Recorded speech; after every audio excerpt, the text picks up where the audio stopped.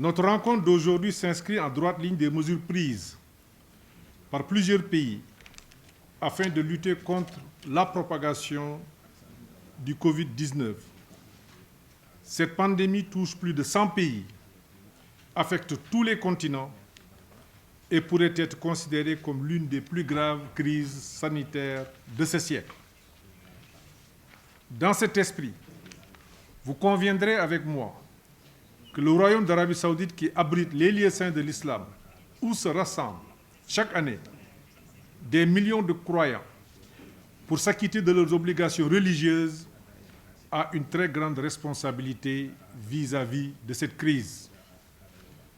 C'est ce qui explique qu'il y a quelques semaines, le 27 février 2020, plus précisément, que les autorités du Royaume avaient pris la ferme décision de surseoir à la délivrance de visas pour la Umrah ainsi que les visites.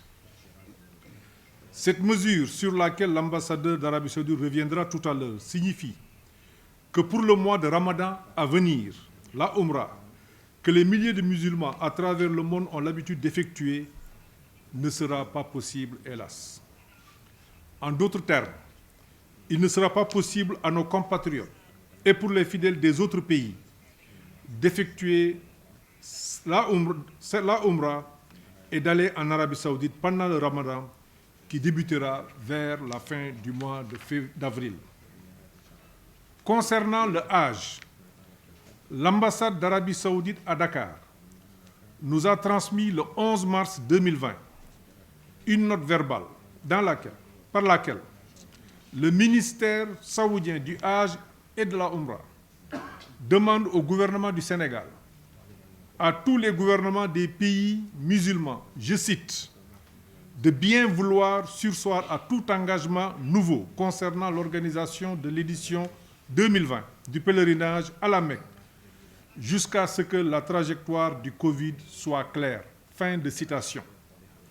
Cela signifie que l'Arabie Saoudite demande à tous les pays qui envoient des pèlerins à la Mecque de suspendre toute opération préparatoire au pèlerinage 2020 et plus précisément les opérations qui portent sur les engagements financiers tels que les locations des moyens de transport tels que les bus et autres, les réservations d'hôtels, les contrats avec les restaurateurs par exemple. Dès la réception de cette note verbale du 11 mars 2020, le gouvernement a immédiatement instruit la délégation générale au pèlerinage de se conformer totalement à la demande de l'Arabie Saoudite. J'ai saisi l'occasion par la présente rencontre pour demander à l'ensemble des voyagistes à arrêter tout enrôlement de pèlerins, à ne prendre aucun paiement venant des pèlerins et à éviter d'effectuer toute forme de dépenses relative à l'édition 2020 du Hajj.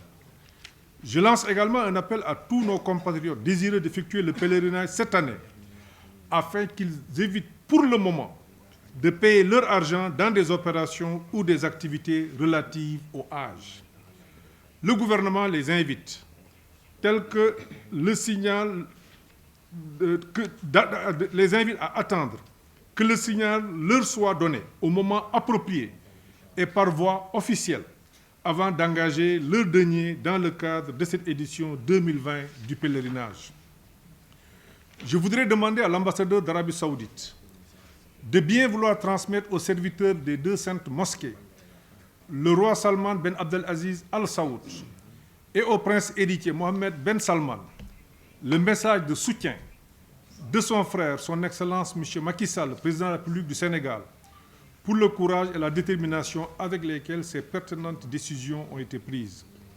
Le gouvernement du Sénégal apprécie positivement les mesures prises par les autorités saoudiennes pour éviter, autant que possible, la propagation de ce virus dans le monde musulman. Je saisis cette occasion pour réitérer à l'endroit de nos compatriotes à l'étranger le message de soutien moral que son Excellence M. Macky Sall, le président de la République du Sénégal, a bien voulu leur adresser, mais également leur demander de se conformer scrupuleusement aux consignes sanitaires des pays d'accueil. Je tiens à leur dire que le gouvernement du Sénégal ne ménagera aucun effort pour leur venir en aide en cas de besoin. Nos ambassadeurs et consuls généraux ont été instruits à rester en contact avec les communautés sénégalaises dans leurs juridictions respectives. Ils transmettent quotidiennement des rapports concernant l'évolution de la propagation du virus dans leur pays de résidence. À ce jour, il n'y a pas de Sénégalais infectés par le virus dans aucun des pays, ne nous est encore signalé. Je ne saurais clôturer sans adresser mes chaleureuses félicitations à mes collègues en charge de l'intérieur, de la santé, transport aérien pour le travail remarquable qu'ils ont abattu depuis le début de cette crise. Enfin, je voudrais vous inviter à implorer ensemble Allah, le Tout-Puissant, de bien vouloir arrêter le développement de ce fléau et de bénir toutes les bonnes initiatives prises dans ce sens. Je vous remercie.